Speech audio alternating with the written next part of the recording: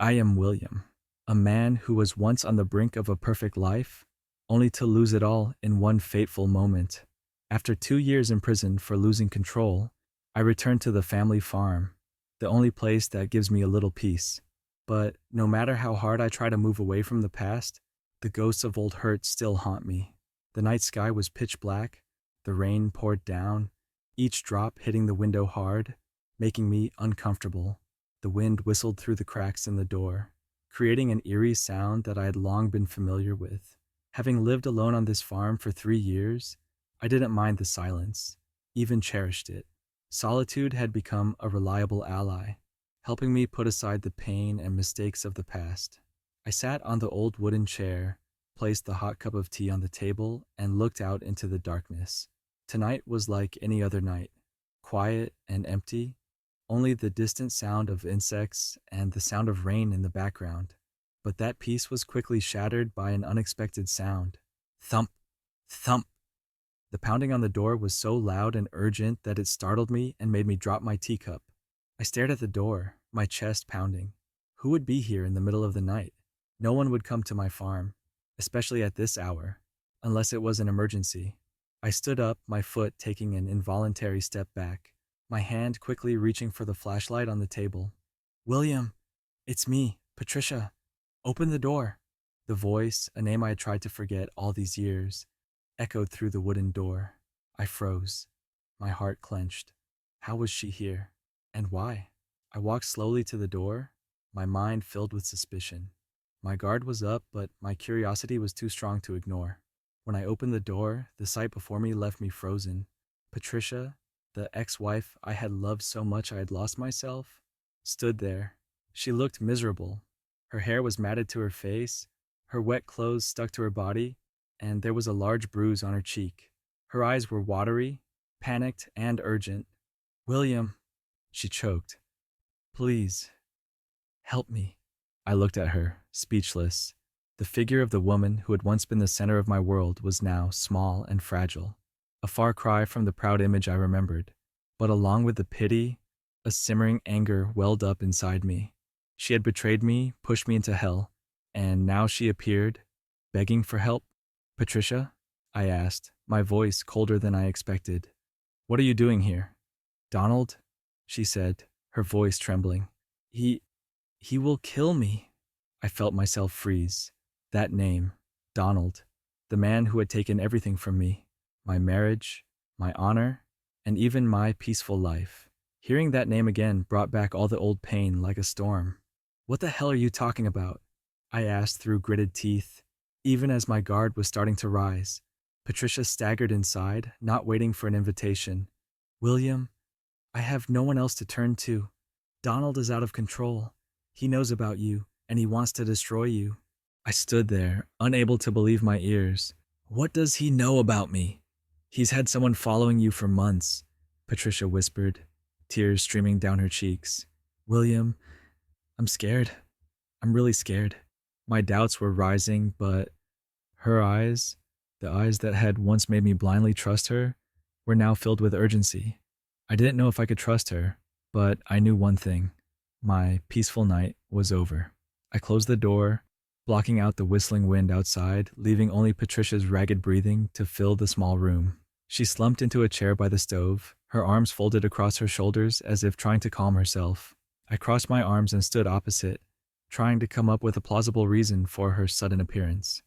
You think I would believe you? I said, my voice cold. After all you've done?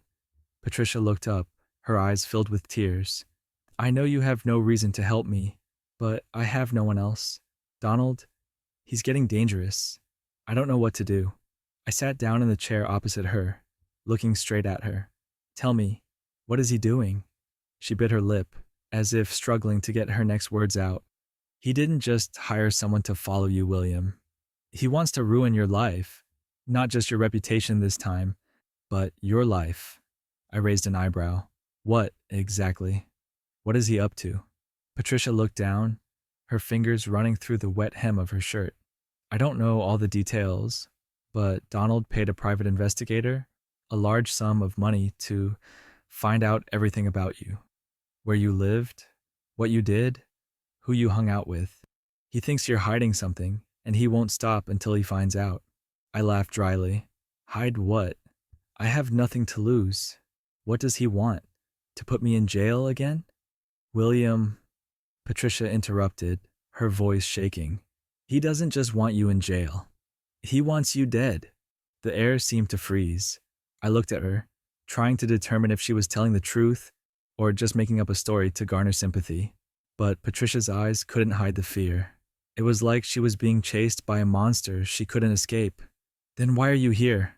I asked, my voice dropping. Why didn't you go to the police? Or better yet, why didn't you confront Donald yourself? Don't drag me into this mess. You think I wouldn't try? Patricia shot back, her eyes flashing with pain and anger. Donald has money, power. He controls everything around me. Even the police can't do anything without evidence. I came here because you're the only one he fears. He's still haunted by how you beat him that day. I don't know if that was a compliment or a curse. Memories of that fateful day came flooding back. The rage, the punches, the satisfaction of seeing Donald fall to his knees. But the price I paid for that moment was 2 years in prison and the loss of everything. And now, what do you want me to do? I asked, my voice sarcastic. Hit him again so you can escape? Patricia was silent, tears starting to roll down her cheeks. I don't know. I just know that I can't stay with him anymore. He'll kill me. William, please. Just one night. I don't know where to go. Her plea made me flinch. Part of me wanted to kick her out, slam the door, and continue living my lonely life. But the other part, the part that loved Patricia beyond all reason, couldn't do that. I sighed, rubbing my temples. Okay, you can stay here for the night, but tomorrow morning, you have to leave. Patricia nodded, as if she had just heard a great favor. Thank you, William. Thank you. I didn't respond. I walked to the kitchen, put the kettle on the stove to boil water, trying to ignore her presence. But inside, a sense of unease grew. Tonight wasn't just about Patricia. It was like a warning that bigger storms were coming, and I couldn't avoid them. When I turned around, Patricia was leaning back in her chair, her gaze absently out the window. Lightning flashed, illuminating her face for a brief moment. In the light, I saw a woman both familiar and foreign. Someone who had once been everything to me, but now was only a ghost of the past. You know Donald won't stop, right? I asked, breaking the silence. Patricia looked up, her eyes tired. I know, but I had no choice. And I don't think you have much more choice than I do, William. Her words were like a knife to my chest. She was right. No matter how hard I tried to distance myself from the past, it always found a way to pull me back. And this time, I knew I had to face it, whether I wanted to or not. I sat silently in my old chair, staring at the flickering flames in the fireplace. Patricia's words, her sudden appearance, were like a storm that blew away the peace I had tried to maintain. Memories of the past, which I had tried to bury deep, began to emerge, little by little, like fragments of a shattered mirror. I met Patricia one October day, almost 10 years ago. I still remember the first time I saw her, tall, elegant, and confident.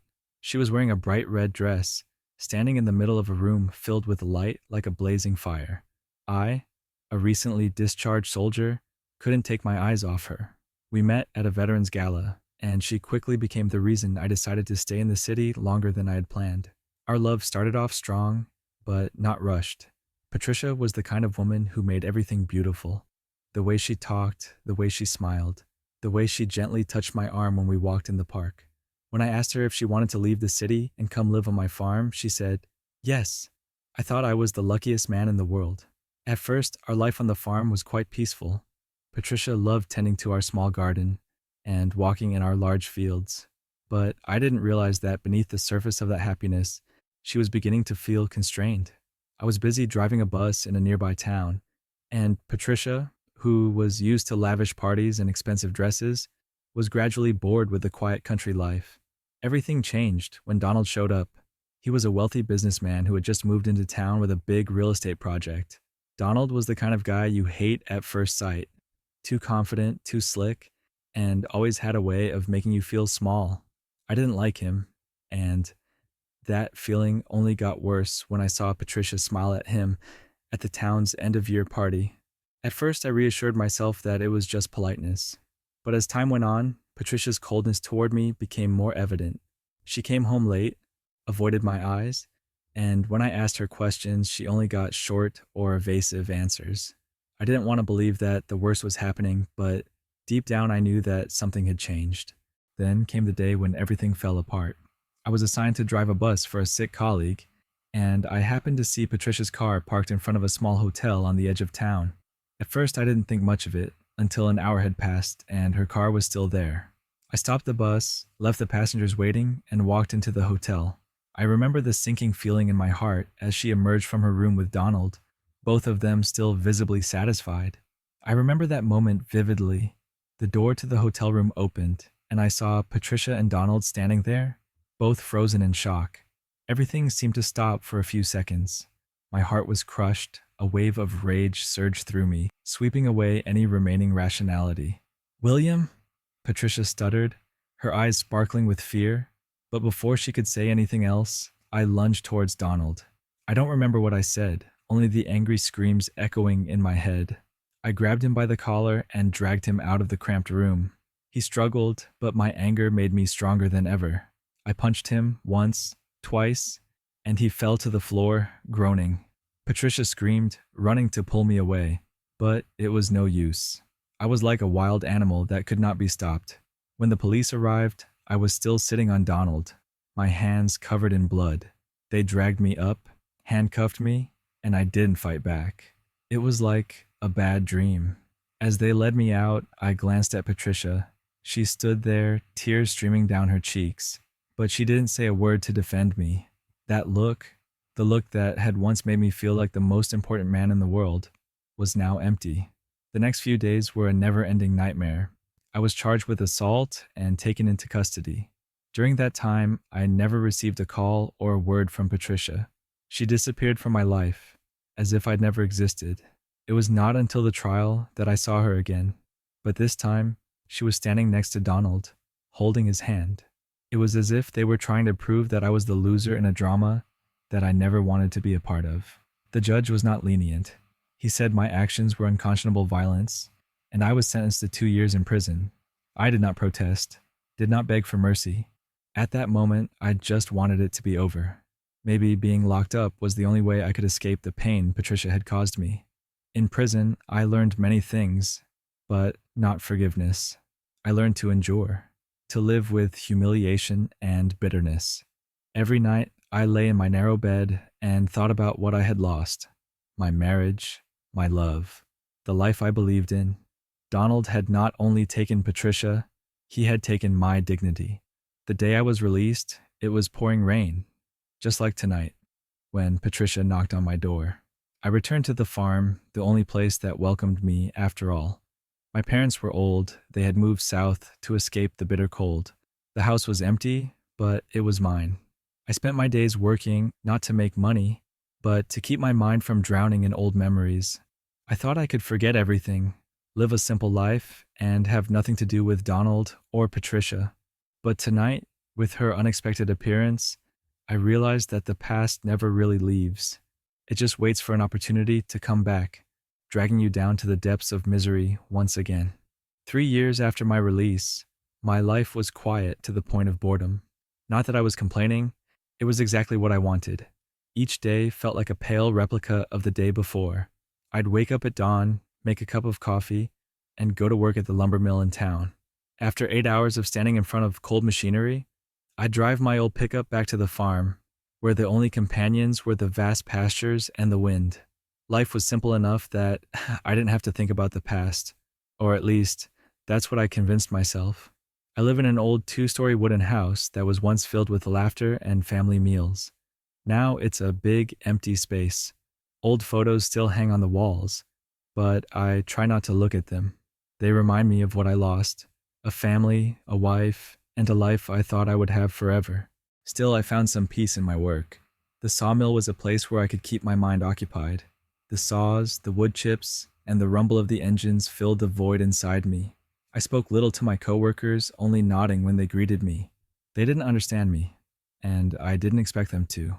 One evening, after finishing my shift, I was driving home as usual. As I turned onto the farm road, I saw an old pickup truck stopped in the driveway. My headlights shone on it, revealing peeling paint and a large dent in the back door. I frowned, turned off the engine, and got out to inspect it. A young woman stepped out of the driver's seat, her eyes filled with concern. She held a small child in her arms, a girl of about 3 years old, with curly hair and large, curious eyes. The woman wore a thin, worn coat that was not warm enough for the early winter weather, and her shoes were covered in mud. "Excuse me, my car broke down," she said, her voice soft but strained. I don't know what to do. Can you help me?" I looked at her, trying to assess the situation. She didn't look like a local. I'd never seen her in town. And the car, with its engine dead and a thin wisp of smoke billowing from the hood, was clearly not going any further. "I live here," I said, pointing to the farm in the distance. "You can wait in the house while I check the car." The woman nodded, thanked me profusely, and followed me toward the house. The child in her arms clung tightly to her mother, his eyes looking around curiously. I didn't say anything more, but a series of questions began to form in my mind. Who was she?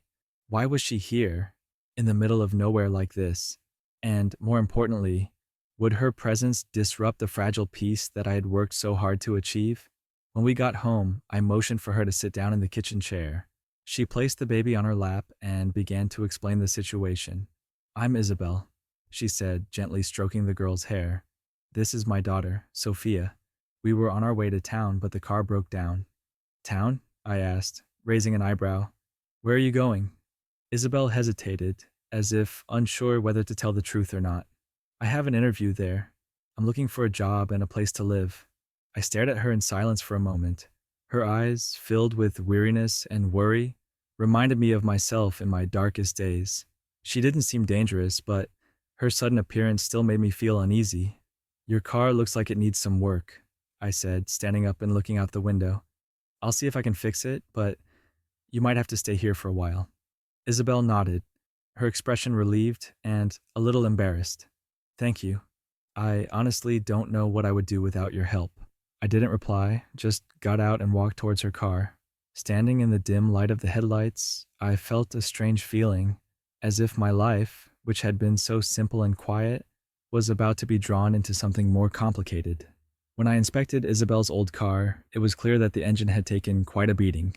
2 cables were loose, oil was leaking from a crack in the tank, and the battery was so weak it wouldn't start. I sighed and turned to her, who was standing a few feet away, holding Sophia close to me for warmth.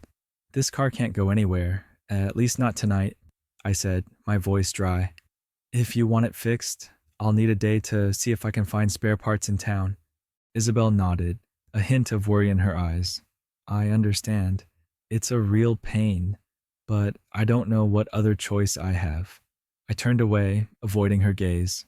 I wasn't used to having other people in my space, and even less used to feeling responsible for someone. But I couldn't turn away, especially when I saw Sophia's innocent eyes. Her big black eyes seemed to examine my every move. "Stay here overnight," I said, almost blurting out an invitation I didn't even understand. "I have a spare bedroom upstairs. You and the baby can sleep there." Isabel looked up at me, surprised and grateful. "Thank you, William. I really don't know what to say." "No thanks," I replied quickly, then turned and walked back toward the house, avoiding letting her see the hesitation in my eyes. Over the next few hours, I noticed that Isabel and Sophia's presence changed the atmosphere of the house, which was usually quiet. In the kitchen, Sophia sat in a high chair, playing with a silver spoon, while Isabel tried to help me prepare dinner, something I usually did alone in silence. "Have you lived here alone long?" Isabel asked, breaking the silence between the sound of a knife slicing bread. 3 years, I answered curtly, but the look in her eyes made me feel the need to say more. "I came back after having to leave for a while." Isabel didn't seem to want to force an answer. She just nodded, but the look in her eyes said she understood more than I said. I didn't know if it was sympathy or curiosity, but it made me uncomfortable. Dinner was a strangely cozy affair that I hadn't felt in years. Sophia ate heartily, occasionally giggling as I struggled to cut through a stubborn piece of bread. Isabel looked at her daughter, her eyes so gentle that I had to look away to hide my embarrassment. After dinner, Isabel offered to do the dishes, but I declined. Instead, I just led her upstairs to the living room, where I gave it a quick dusting and changed the old bedding. It's not a five-star hotel, I said, a hint of sarcasm in my voice. It's wonderful, Isabel replied, her eyes shining with sincerity. Just a warm place would be enough. When she closed the door behind her, leaving me alone downstairs, I sank into the chair and sighed. Part of me was relieved to have someone in the house, like life had returned to the place. But another part was worried. Who was Isabel? Why was she here, in the middle of nowhere? I didn't know, but I had a feeling her presence was more than an accident. That night, as I was trying to fall asleep, I heard a soft noise upstairs. I stepped out of my room, only to see Isabel's silhouette coming down the stairs in the dim light. She didn't notice me there, and I stood still in the darkness, watching her. Isabel walked into the kitchen, rummaged through the drawers, and looked around the house as if searching for something. A sense of unease rose within me. She didn't seem like the frightened, helpless woman I'd first met. She seemed cautious, even hiding something. I stepped into the kitchen, making a sound to announce my presence. Isabel turned around, startled, her eyes wary. "Can't sleep?" I asked, my voice calm but my eyes never leaving hers.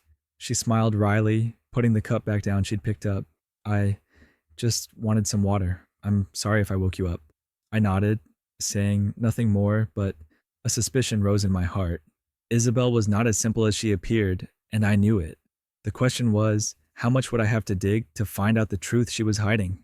Isabel and Sophia remained at the farm for the next few days.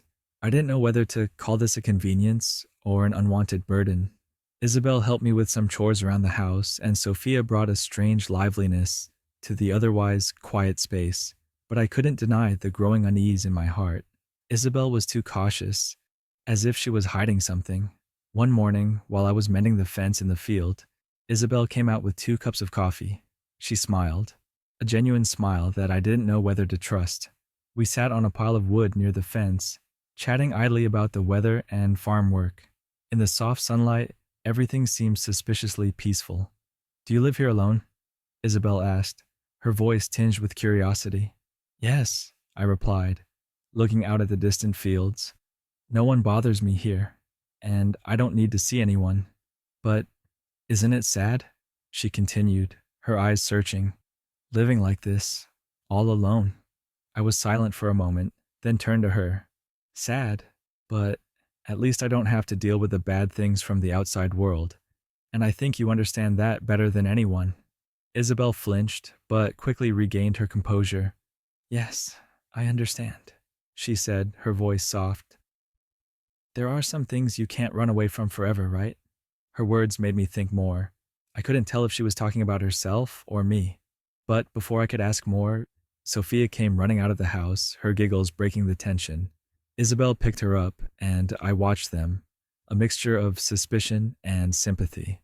That evening, as I sat in the living room, something unexpected happened. I heard a slight noise coming from my study, where I usually kept important papers and some things related to my past. I stood up, walked closer, and saw that the door was ajar. The light from the small lamp in the room shone out into the dark hallway. I pushed the door open, and the sight before me froze me. Isabel was standing in front of my desk, a sheet of paper in her hand, her eyes so focused that she hadn't even noticed me enter the room. When she looked up and saw me, her face paled. "Isabel," I said, my voice low and wary. "What are you doing here?" She put the paper down, trying to keep her composure. "I was just curious. I apologize if I invaded your personal space." "Curious?" I emphasized the word, moving closer to the table. "What are you curious about? These are my personal papers, not for others to rummage through." She bowed her head, but her clenched hand showed that she was struggling to keep her composure. "William, I really didn't mean to do anything wrong. I just wanted to know more about you." "More about me?" I laughed dryly. "Who are you to need to know more about me, Isabel? And what exactly are you here for?" Silence filled the room. Isabel looked at me, her eyes filled with fear and determination. I could tell her she was at a crossroads. Either she would tell the truth, or she would continue to hide it. "William," she began, her voice shaky but serious. "I didn't come here by accident. I need to tell you something, but I'm afraid." "What?"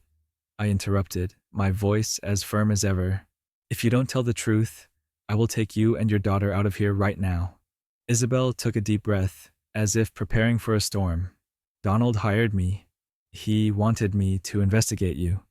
Isabel's words were like a clap of thunder out of a clear sky, stopping all my thoughts. Donald hired her.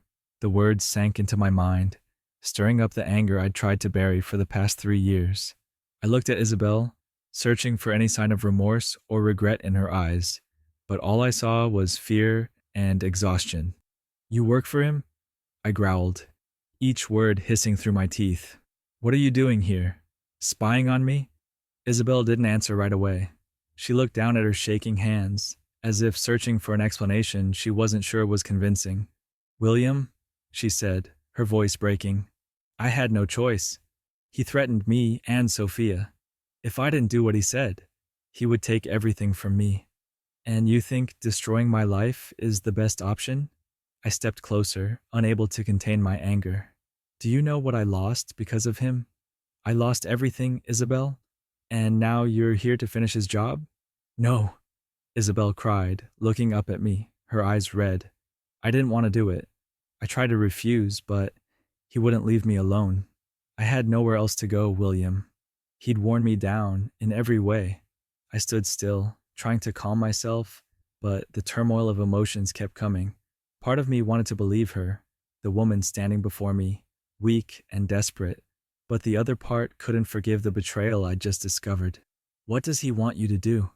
I asked, my voice low but cold. "Tell me the whole truth, now." Isabel wiped away her tears, taking a deep breath before speaking. "He wanted me to get close to you, find out if you had any evidence that could be used against him. He thought you were planning revenge on him, and he wanted to make sure you didn't get the chance to do it." I laughed dryly, feeling like I was living in a nightmare with no way out. "Evidence? Revenge plan?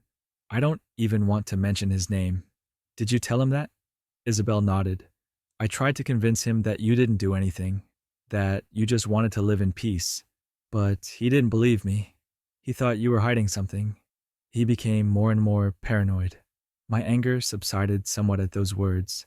I could see in Isabel's eyes that she was telling the truth, or at least part of it, but that didn't erase the fact that she had been working for my greatest enemy, and she had hidden it all this time. "So, why are you still here?" I asked, trying to keep my voice calm. "If you reported him, why don't you go back to him and move on with your life?" Isabel was silent for a long moment, as if struggling with herself. Finally, she said, in a whisper, "I stayed because I didn't want to hurt you, and because I thought, here, I had a chance to start over." Her words stopped me. I didn't know how to respond. Part of me wanted to believe that she was telling the truth, that she really did want to leave Donald and find a new path. But my past hurts had taught me that trust was the most precious thing, and I didn't have much left to give. "Okay," I said, my voice dry. "You can stay, but only until I fix your car. After that, you and Sophia have to leave." Isabel looked at me, her eyes filled with sadness. But she didn't object, just nodded in agreement. I left the room, leaving her standing there with her own thoughts. That night, I couldn't sleep. I lay in bed, staring at the ceiling, my mind racing with questions and doubts. Was Isabel really trustworthy? Or was she just another part of Donald's plan? I didn't know, but one thing was certain. Her presence had shattered the fragile peace I had once enjoyed, and now there was no going back. The next morning, the atmosphere in the house was heavier than ever. Isabel kept her distance, quietly preparing breakfast while I tried to ignore her presence. But despite my efforts to appear calm, I couldn't shake the feeling that a great storm was approaching. Her appearance, her confessions, and the specter of Donald, all of it was like a volcano waiting to erupt. I spent the morning working in the fields, trying to release my anger and tension with each hammer blow to repair the wooden gate. But no matter how hard I tried, my mind was still racing with unanswered questions. What was Donald thinking? What would he do next? And most importantly, could Isabel really be trusted? Around noon, as I was returning home for lunch, I noticed something strange. A black truck was parked on the side of the road, a few hundred yards from the farm. I didn't recognize the vehicle. It didn't belong to anyone in town. My heart started racing, and my instincts immediately took over. I walked into the house, trying to appear calm. Isabel was sitting with Sophia in the living room, reading to her. The scene looked peaceful, but I knew that was just a facade. "Isabel," I said, trying to keep my voice even.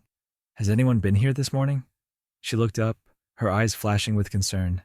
"No, no one. What's wrong?" I didn't answer, just walked quickly to the back of the house and opened the tool chest.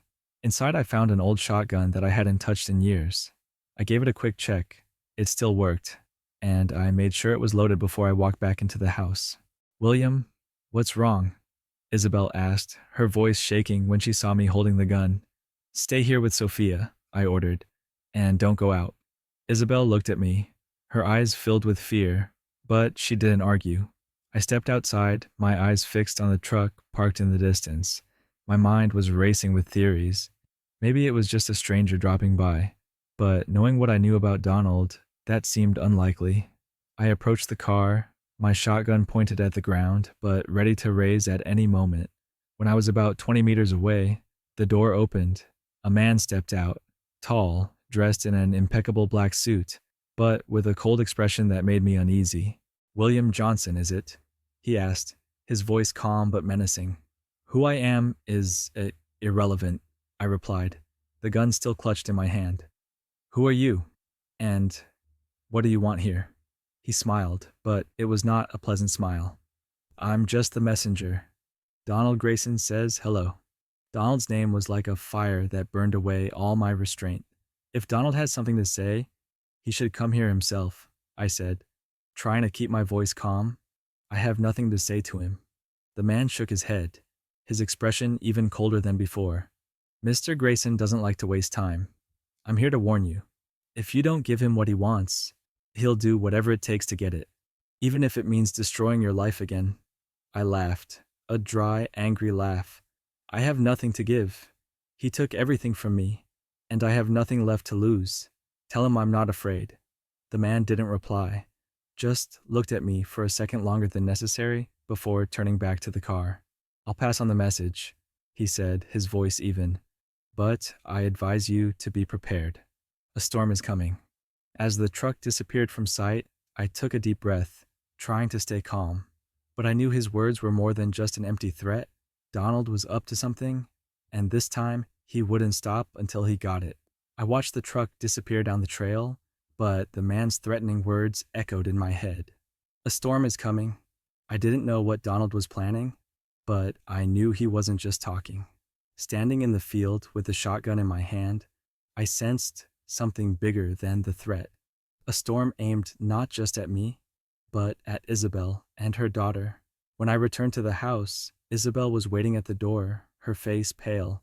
She didn't ask what had happened. Her eyes said it all. I locked the gun in the cabinet and looked at her for a long moment, trying to figure out how to handle the situation. "Donald sent someone," I said, my voice dry. She nodded, her hands clasped together. "He won't stop, William. He never stops." "So what are you going to do?" I asked, unable to contain my anger. "You dragged me into this. You worked for him. Now he comes back to ruin my life again. And what do you expect me to do? Sit back and wait?"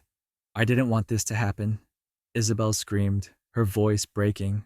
"I tried to get away from him. I did everything I could to protect Sophia, but he wouldn't leave me alone. I had no choice." "No other choice?" I repeated, my voice sarcastic. "You always have a choice, Isabel. You just choose the wrong one." She looked at me, her eyes full of tears, but this time I didn't see weakness. I saw determination. Isabel took a deep breath, then spoke, her voice more certain than ever. "I won't let him hurt you again. He's taken too much from you, and from me, but this time I won't let him win." That night, Isabel and I lay awake. She told me everything about Donald, how he controlled her, forcing her to do things she didn't want to do, how he used his power to spy on and threaten everyone around him. I listened in silence, her every word only further demonstrating Donald's brutality. But amid all that, I also realized something. Isabel had changed. She was no longer Donald's pawn. She was ready to fight. "We need a plan," Isabel said, her voice sharpening. "If he decides to attack you, we have to be prepared." "Prepared? How?" I asked. "He has money. He has power. What do we have? An old shotgun and a deserted farm?" Isabel was silent for a moment, then gave a small smile.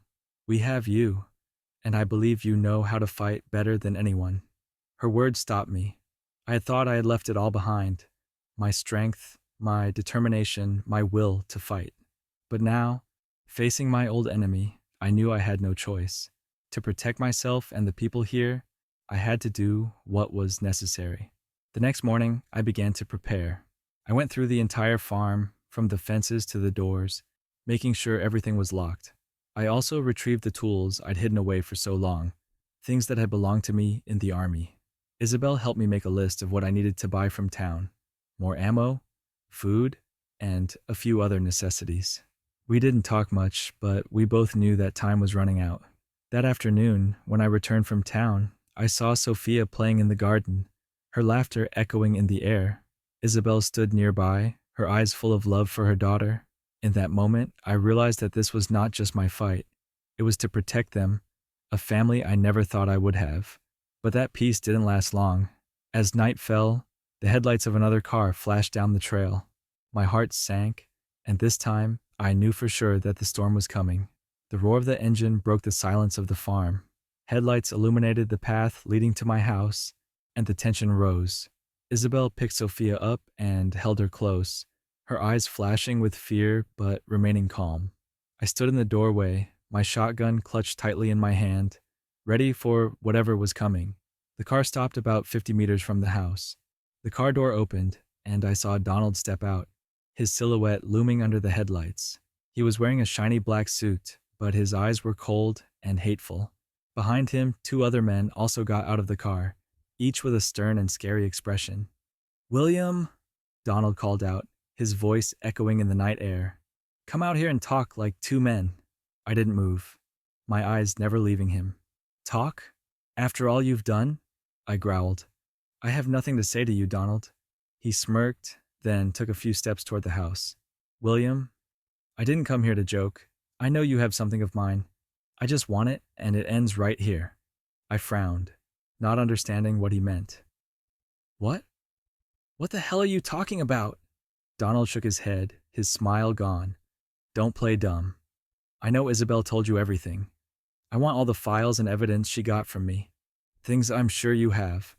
I turned back to Isabel. She stood in the shadows, her eyes full of guilt and worry. I quickly realized there was a part of the truth she was not telling. "Isabel," I called, my voice hard. "What is he talking about?" She hesitated for a moment, then whispered, "William, I took some documents from Donald. Those documents could bring him down. I hid them in the suitcase when I came here." I clenched the gun in my hand, feeling my blood boil. "Didn't you think you should have told me that first?" "William, I'm scared," she replied, her voice choking. "I thought I could hide them forever, but there's no going back now." Donald took a few steps forward, his voice cutting through the conversation. "So, William, I just want those documents. If you give them to me, it's over. If not," he paused, the smile returning to his lips, but this time it carried a clear menace. "I can't guarantee what will happen to you, or to the girl and the child." I took a deep breath, trying to stay calm. Donald had come all the way here, with his men, and now all the secrets were out in the open. But what he didn't know was that, even if I didn't want to fight anymore, I wouldn't let him hurt the people in this house. "Donald," I called out, my voice echoing in the night, "if you want those documents, come and get them. But I warn you, you will pay dearly if you take another step." He paused, his eyes cold as he looked at me, then laughed. "William, I didn't come here to play cat and mouse. I simply came to take back what was mine. And you know what? I won't waste my time with empty threats. Donald signaled to the two men behind him, and they began to advance. I raised my shotgun, pointing it straight at them. One more step, I warned, and I won't hesitate to pull the trigger. One of the guys stopped, but the other smirked, seemingly not believing I would actually do it. He continued to advance, and when he was only a few meters away, I squeezed the trigger. Bang! The gunshot rang out, tearing the silence apart. The man fell to the ground, crying out in pain as the bullet grazed his leg. I had deliberately not shot him, but the message was clear. "Stop it!" Donald shouted, his expression slightly confused when he saw that I was actually ready to act. I kept the shotgun in my hand, my eyes never leaving him. "I'm not kidding, Donald. You can take your men and your car and leave right now. Or you can try your luck. But I guarantee you, you won't leave this ranch in one piece." Donald stood still, clearly considering. For a moment, I sensed he was less certain than before. But then, like all powerful men backed into a corner, he decided to take the plunge. "All right, William," he said, his cold smile returning. "I won't bother with you. I'll let the law take care of this. I have the power to put you in jail again, and this time, there will be no escape." "I'm not afraid," I replied, my voice firm. "But remember this, Donald. I have nothing left to lose, and if you come back, I will show no mercy." Donald looked at me for a long moment, then signaled for his men to return to the car. Before getting in, he turned around and gave a meaningful smile. "We will meet again, William. This is not the end." The truck started and drove away, leaving me standing there with the gun in my hand, my heart a jumble of emotions. I knew Donald meant what he said. He would be back, one way or another. But at least I had protected Isabel and Sophia tonight. Inside the house, Isabel stood waiting, her face pale. When I entered, she said nothing, just looked at me with apologetic eyes. "William, I'm sorry," she said, her voice breaking. "This is all my fault. If I hadn't brought those documents here, you wouldn't have to face Donald again." "It's not your fault," I replied, my voice low. "Donald will find a way to destroy me, with or without you. What matters is that we now know he won't stop." Isabel nodded, tears streaming down her face. "I'm leaving, William. I can't let you get dragged into this anymore. I don't want you to get hurt because of me." I looked at her, conflicted. Part of me wanted her gone, to regain the peace I once had. But another, deeper part knew that I couldn't leave her and Sophia in Donald's hands. "No," I said firmly. "You're staying. But if we want to end this, we have to fight to the end. There's no turning back." Isabel looked at me, her eyes full of emotion, fear, hope, and gratitude. "William," she whispered, "thank you. I don't know what else to say." "Don't say anything," I replied, turning away. "We'll figure it out. And this time, Donald won't win." Donald was gone, but the tension still hung over the farm. I stood in the doorway, shotgun still in hand, my eyes fixed on the dark path leading back to town. I knew Donald would be back, sooner or later, and this time he wouldn't stop at threats. When I returned home, Isabel was sitting at the kitchen table, her face showing exhaustion. Sophia had fallen asleep on the sofa, her steady breathing a reminder of why we had to keep fighting. "How much time do you think we have?" Isabel asked, her voice small but filled with concern. "I don't know," I sighed, placing the gun on the table. "But I do know one thing. He won't stop until he gets what he wants. And this time, we have to be ready." Isabel bowed her head, her hands clasped together. "I wish I'd never taken those files. I just wanted to get away from him, but I ended up dragging you into this. I'm not worth risking your life for." I looked at her, my voice softening. "Isabel, I lost everything because of Donald. My family, my honor, and my future. If he wants anything more from me, he will fight to the end. But this is no longer about me. I am fighting to protect you and Sophia." Isabel looked at me, her eyes glistening with tears. "I don't know how to thank you." "No thanks," I said, standing up. "We'll figure it out. But first, you need to rest. Tomorrow's going to be a long day." I barely slept that night. I lay in my old bed, my mind filled with plans and worries. Donald wasn't the type to give up. He would come back, and when he did, I needed to be ready. not just to protect Isabel and Sophia, but to end the cycle of hatred that had gone on for so long. The next morning, I woke earlier than usual. It was barely light, but I stepped out of the house, my shotgun slung over my shoulder. I checked the entire farm, fences, gates, and any vulnerable spots. Isabel was up early too, helping me gather supplies. We didn't talk much, but a sense of empathy and determination had developed between us. By mid-morning, I decided on a bold plan. We need to get those documents to safety, I told Isabel. If those are the reasons Donald is threatening us, we need to use them against him. Isabel nodded, her eyes serious. I know someone who can help. My brother works for a news agency. If he gets these documents, Donald won't be able to hide the truth. I agreed, and we quickly got ready. Isabel packed the documents into a small bag, as carefully as if she were holding something precious. I drove her and Sophia to her brother's meeting place, about 2 hours' drive out of town. The ride was silent, the only sounds being the engine and Sophia's giggles as she played with her teddy bear in the back seat.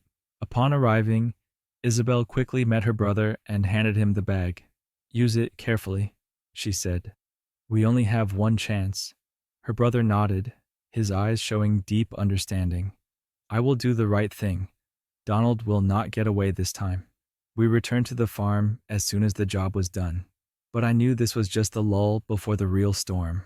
Donald would surely find out that the documents had been moved, and when he did, he would become even more dangerous. That night, as I sat alone in the living room, Isabel walked in, carrying 2 cups of tea. She sat down next to me, her eyes softer than usual. "William," she said, her voice low, "I don't know where we're going, but I want you to know that I'm grateful to you, not just for what you've done for me and Sophia, but for giving me a chance to start over." I said nothing, just nodded. In that moment, I realized that no matter what the future held, we had become a family, imperfect, but strong enough to face anything. The next morning, the sun flooded the farm, bringing with it a sense of relief. Sophia ran through the fields, her clear laughter echoing in the air. Isabel stood nearby, her eyes looking at her daughter with a peace I'd never seen before. I stood on the porch with my shotgun in hand, looking out into the distance. I knew the fight with Donald wasn't over, but at least we were ready, and this time I wasn't fighting alone.